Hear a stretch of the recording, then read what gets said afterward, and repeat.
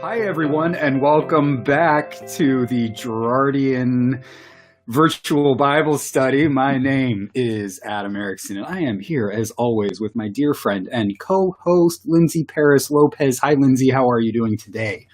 Hi, I'm great. How are you, Adam? I am fantastic. I am so over the top happy because I have two special announcements to make about my life. Oh, well, I'm excited to hear what they are. Oh, you are? Yes. I didn't tell you that I was going to make these announcements. No, this is but for you. Okay, awesome. Well, this last January 15th, you know that I turned 40. Mm-hmm. And I really I feel so good about being 40. It's like when I was turning 30, I was depressed. I thought that I was losing something. I thought I was losing my childhood.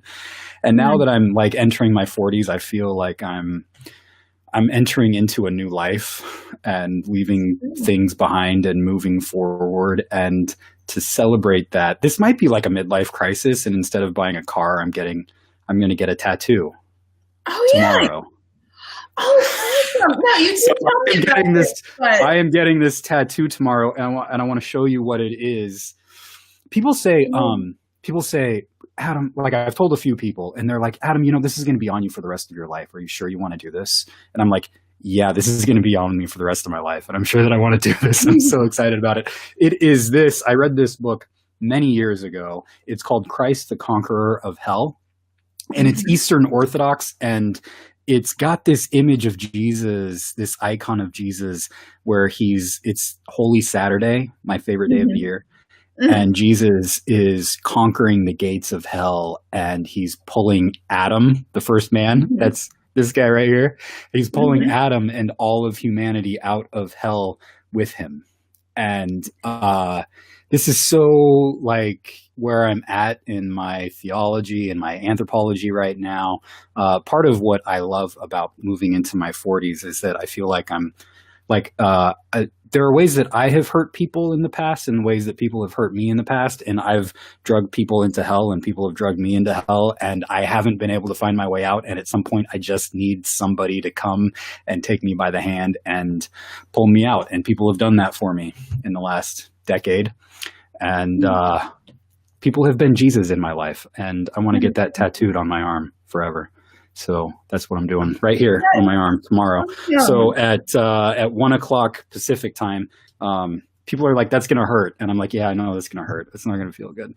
But at 1:00 Pacific time, you can say a little prayer for me as I break one of the commandments that is, don't put ink on yourself like the Egyptians do.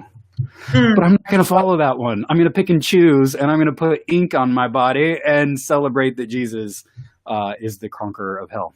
Amen. That is so exciting. So I can't wait.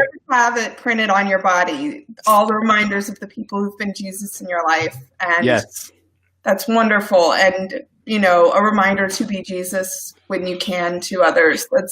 I think that's beautiful. And I think it's definitely worth breaking a commandment to do it. Yes. The other detail that I want to share is that this Adam here is like old Adam. Like the first man, Adam. So I'm just going to have them put my face on Adam right there as I am at 40. So that's cool. My second announcement is I am going to be officially installed at my church, Clackamas United Church of Christ, this Saturday. Oh, wow. At 11 a.m. Pacific time. So I'm going to celebrate that. The tattoo and the official installation. Hopefully they will continue to install me after I get my tattoo. We will see. Well, that's wonderful. I'm really, really happy for you. Congratulations on that. Thanks. Yeah. Thanks. I'm excited. I'm also excited because we have some fun text today. And enough about me and my tattoo and installation. Let's get into this text. All right. Unless you had any special announcements, I don't want to take that away. No.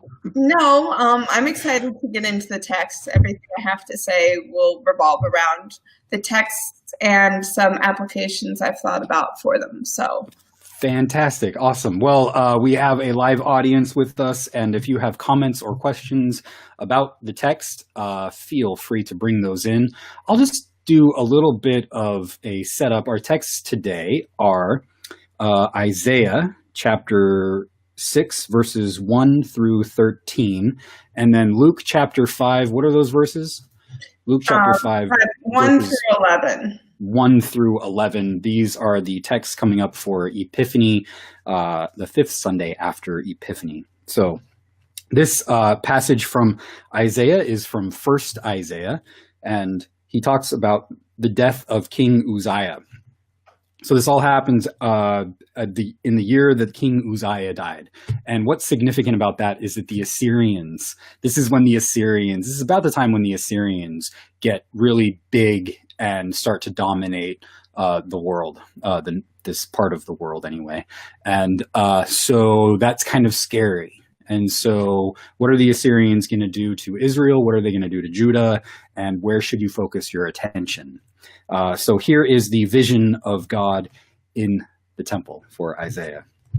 In the year that King Uzziah died, I saw the Lord sitting on a throne, high and lofty, and the hem of his robe filled the temple.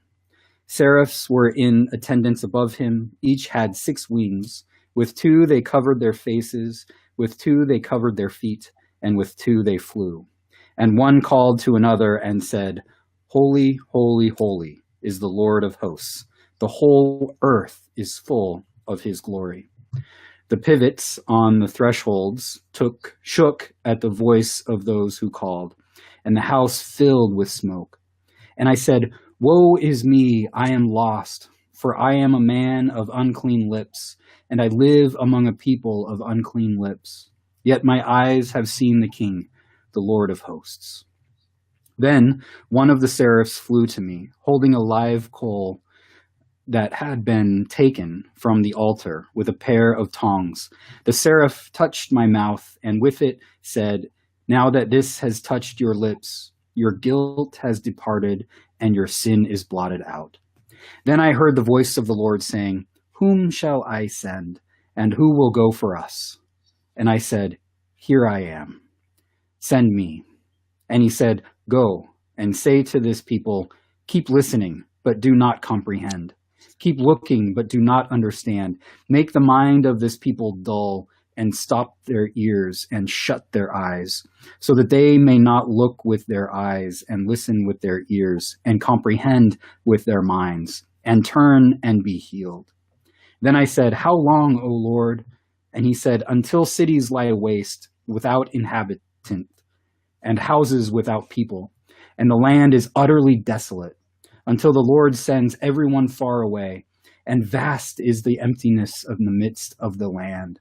Even if 1/10 part remain in it, it will be burned again, like the terebinth or an oak, whose stump remains standing when it is felled.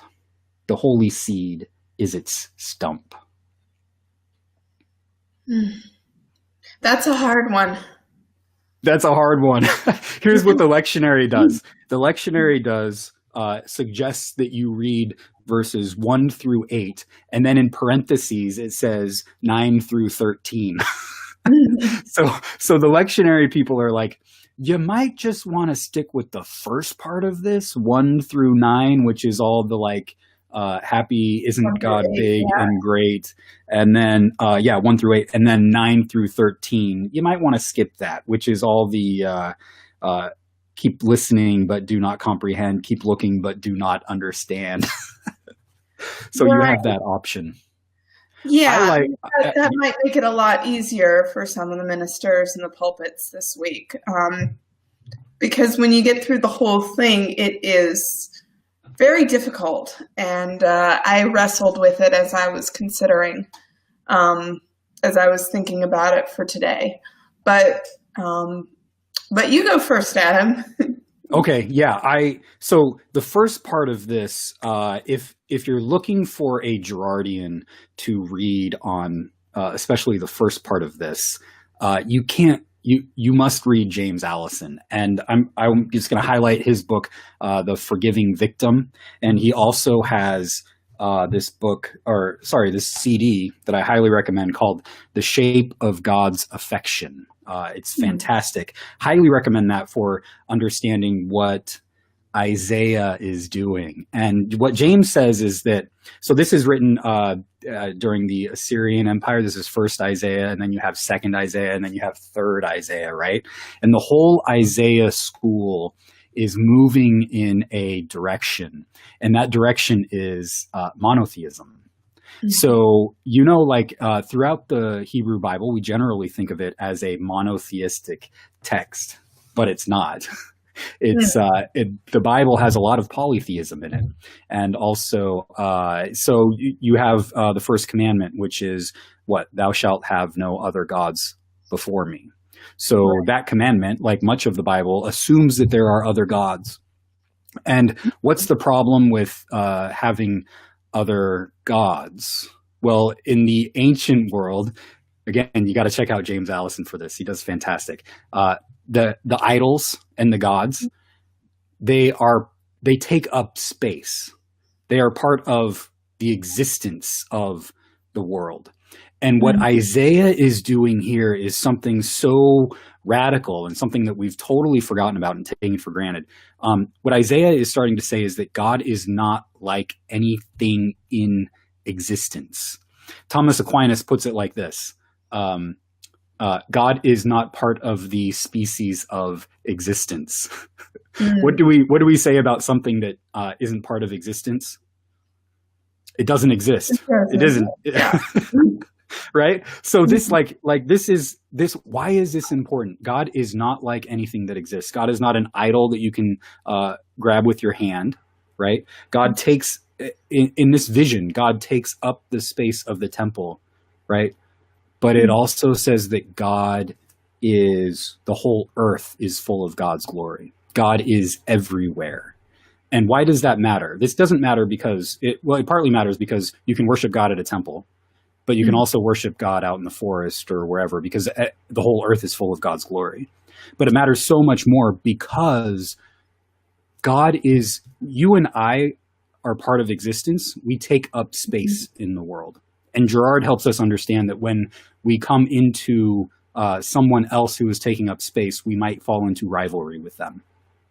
Yeah. You see this in the big discussions about borders. The whole earth is full of God's glory, but we all get caught up in saying who is in and who is out, right? Because we're all taking up this space. So this space belongs to me. And if you come in, we might get into a rivalry over this space. But God fills the whole earth with God's glory in a way that does not displace us. You and I might want to displace one another. God doesn't act that way. That's not who God is. God takes up this space in a non-rivalrous way, and you see that starting to take shape in this Isaiah chapter 6.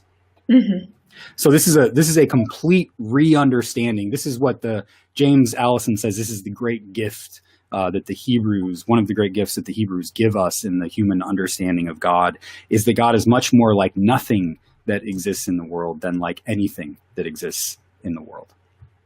Because anything else would take up space and create rivalries, and yeah.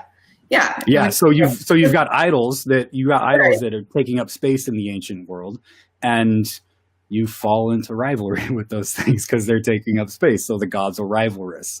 Well, Here you start getting a God who is moving beyond that. And you ultimately get that in second Isaiah. And it's getting moved out in the school of Isaiah where you get monotheism. So that's how James helps me understand the first part of this and why it's so important. So like the guilt that you have, the shame that you have, that Isaiah has, God just wipes that away. Because God's not like Isaiah doesn't have to sacrifice anything. Just wipes it away. You're forgiven. Wow. That's good. But then the text keeps going if you want to do 9 through 13. Yeah, I mean, I don't think it should be ignored, 9 through 13. I think that, if you read the Bible on your own and you don't have someone helping you through it, I think that 9 through 13 can get scary and leave you feeling either Like, you might want to abandon the whole thing, or you might be afraid to abandon the whole thing, but you might not really feel comfortable where you are because, I mean, I had that as a child, just feeling like what wasn't being talked about in church was what scared me the most. I didn't have a church of fire and brimstone, but I saw what I thought might be fire and brimstone in the scripture, and I didn't know what to do with it. It was scary, and I think we need to not ignore it. We need to go through it together. So 10 through 13 has God saying, or 9 through 13 has God saying to someone, go and say to the people, keep listening but do not understand. Make the mind dull, shut up the ears and the eyes, and it's, that's really scary. So I do want to talk about that together, so that we can work through whatever fear we might have. Or if you're not afraid, great, then share your ideas with me for not being afraid of this passage, because I think one of the ways that I think is important is to listen to this as the God who cares. And like, God is sending Isaiah out to give a message to the people, to like all the other prophets, which is your job as a nation. Politics and all of this is to care for those who are on the margins, to care for the poor and the weak and the marginalized. Are you going to do it? Or are you going to be like Pharaoh in ancient Egypt, where Moses comes to him and says, hey, set my people free from all of this oppression? And in the book of Exodus, God, there's this very strange, like, at first Pharaoh shuts his own ears, and then he starts this pattern, and then God starts shutting the ears. It's as if you live into this pattern, and God says, okay, and allows it to happen, or God sets up the world in such a way when you continue to live into these patterns of oppression, there's nothing that you can do about it, because that's how you formed yourself in this society, and eventually it's going to destroy your culture, your society. Mm-hmm. Yeah. I mean, this is what happens to Jesus. Jesus quotes this. And you can find this on Paul's website, the Girardian Reflections on the Lectionary, where Jesus quotes this. The people listen, but they do not comprehend. The mind of the people is shut. Like, so this is the other thing is, like, we tend to think of this as just Isaiah talking to the people long ago. It's talking to us too. In what ways are our ears, my ears, shut, and I'm not listening to God? Right. I mean, I think that, well, first of all, the prophet who's being spoken to, when he first sees the glory of the Lord, he says, woe is me, I am a man of unclean lips. And so he recognizes enough of the truth to know that he has unclean lips and that his people have unclean lips. And what does that mean? I don't think it means that people are going around telling deliberate, obvious lies. I think it means that the whole mind is clouded by a lie. And we, and I'm talking very much about we in America, although I know we might have viewers from elsewhere, but in the United States, I think about how we live according to American exceptionalism. We're so used to that everywhere. I mean, the chants of USA at the State of the Union last night, just I'm so kind of sick of that. Yeah. But it was coming from all sides. There was a very visible resistance, but when the chants of USA started, I think they were pretty much throughout. And this sort of exceptionalism is us living according to a sense that we are better, that we have something to offer those who are maybe not created as less than us, but who, through the unfortune of living somewhere else, are not as fortunate as we are. That we have this sense of, it can come across in a sense of conquest and strength and force, or it can come across in a sense of this condescension that we may see as humanitarian in our own eyes, that we're out to help those poor people. But either way, there's this sense of exceptionalism, being better than, being over and against an enemy, or thinking too much of ourselves in a way as a savior to the poor little people. It's all very demeaning. It's this way of seeing ourselves apart. And I think that that's the lie that we are immersed in. And I think that lie has to be utterly cleared out. And I think this thing of I think when we hear truth spoken, it blows our minds in such a way that it just kind of renders us dumb in a way. It can be,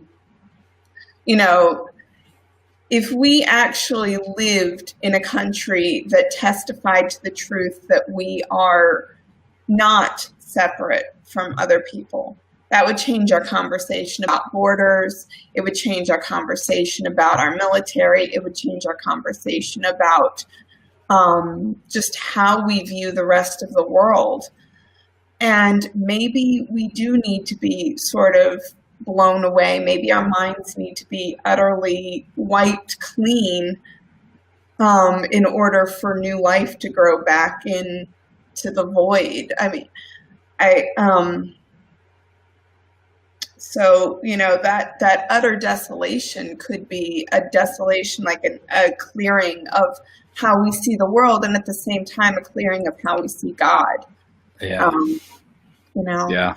Yep. I think that's especially what Isaiah is getting at in the first part of this vision, is transforming how we see God. So, yeah, excellent. And Jesus continues that. So let's move to the gospel text.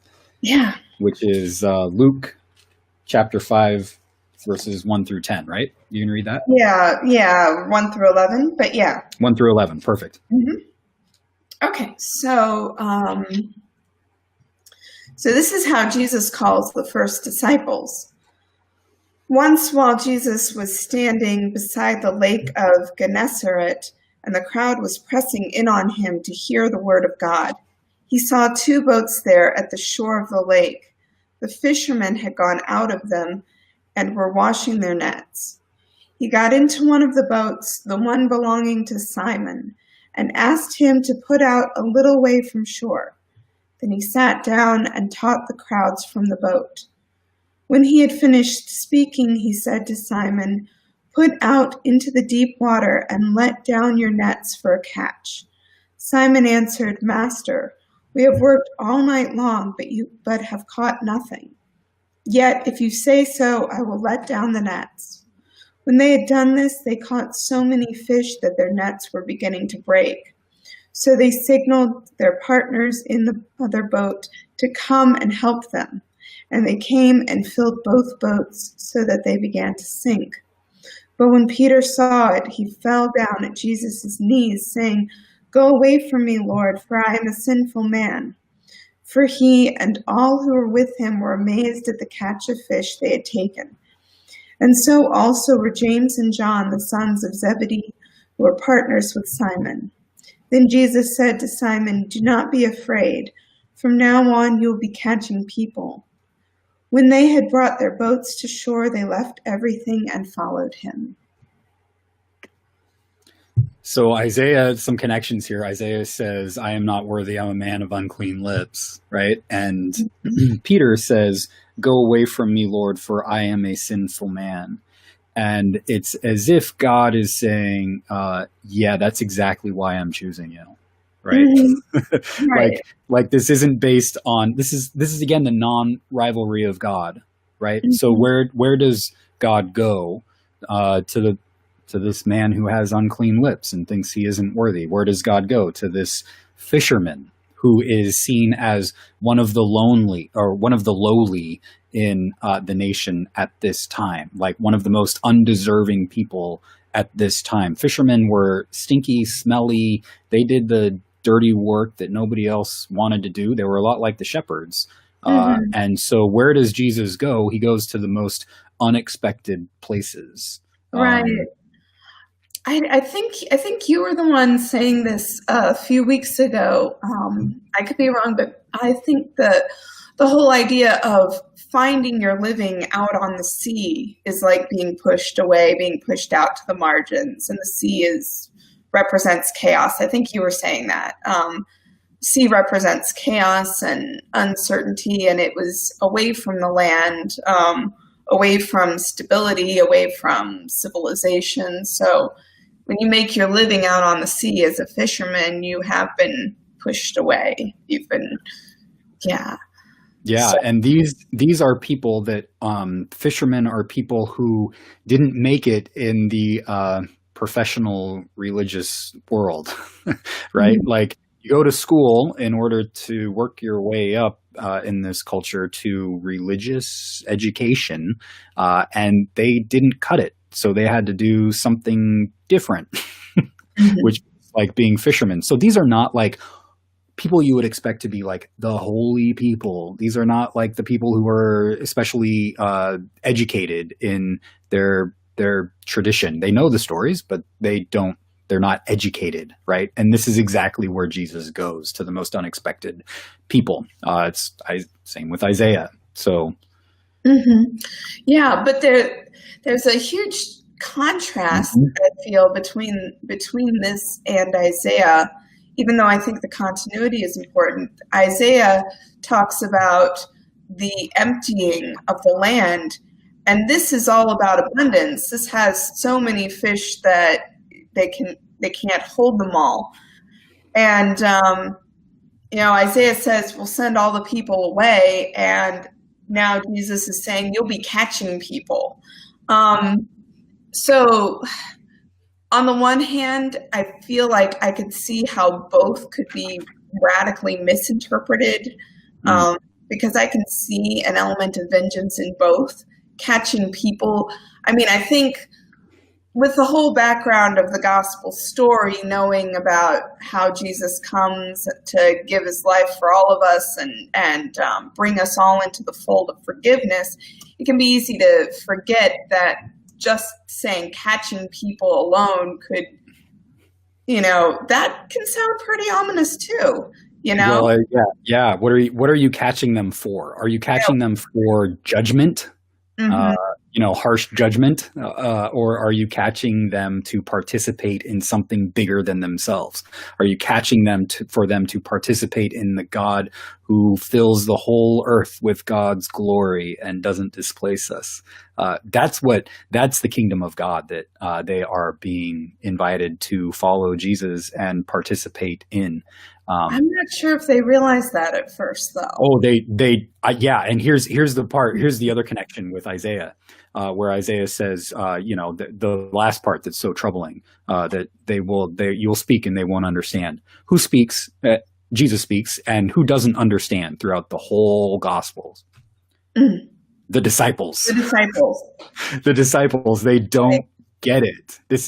That whole passage about Isaiah is about us. It's about us not getting what God is doing in the world, because as you said earlier, we are so caught up in a culture of scapegoating of us against them that we miss the whole concept that God is for all of us, not against, not for judgment, not for negative judgment, but to lead us into something bigger than ourselves, which is a life of love and compassion for ourselves and for others. Yeah. And this is tough. Like you get exactly that in this. Peter says, "Master, we have worked all night." Like, really? I've just finished cleaning the nets, and we've been out all night, and we've caught nothing. And now you're expecting me to go back out there and do it again? right? Mm-hmm. There's this Yeah. there's this disbelief. I can't believe that you are asking me to do this, but I guess if you want me to, I'll go ahead and do it. I mean, that's kind of the life of discipleship right there. Right. I mean, and I also can't help but feel like Jesus shows them success for a brief moment. They have more than they can handle. And if I were Simon or James or John, I'd probably want Jesus to say, "Okay, now go sell it at the market. Go enrich yourself." And Jesus doesn't say that. He says, "Now follow me," and they do it. And I mean, he's just given them success. So maybe they're expecting more success. But at the same time, I kind of want to say something like, well, wait a minute. How about I go and sell all this and give some to my family and buy myself a nice coat before I come and follow you, Yeah. At the end, it says, when they had brought their boats to shore, they left everything and followed him. They left the fish. Like, it's not about the fish. Right. No, it's not. It's not about the miracle. It's not about the miracle of the fish. It's about something much bigger than that. So they leave the fish behind. They leave their families behind. It's good that they recognize that, but how hard would it be to recognize that? I mean, really. I mean, if we suddenly became successful and attributed that to God, we would want to use our success, even in a helpful way. We would not want to just abandon it, and to feel called by God to abandon a success that we believe came from God. I don't think any of us would even feel that. I don't even think any of us would recognize that. So, I mean, that says something about. I don't even. I can't even articulate what it says. I'll make an attempt. Yeah. What one of the other aspects that Girard really helps us with is that it's not about the object, right? So the rivalries we fall into aren't about the object; they're about the thing behind the object, the thing behind the thing, right? Mm-hmm. That can be power. That can be, hey, how many fish did you catch, right? Like, God's on my side. How many people are coming to your church? Right? Yeah. It's not about that. It's not about the number of fish. It's not about the number of people coming to your church. It's bigger than that, right? Mm-hmm. It's about how are you loving yourself as you love others in the ways that God has already loved us. So sometimes you gotta put all of the fish down, beyond the object, and stop fighting in these ways of rivalry and start getting to work loving people, right? And the way that God loves us. Well, I think a way to avoid rivalry is to keep the focus on the goal or the object and not get into the rivalry with the other person. Mm-hmm. But you're right to point out that even beyond that, beyond the object, beyond the thing itself, you could go,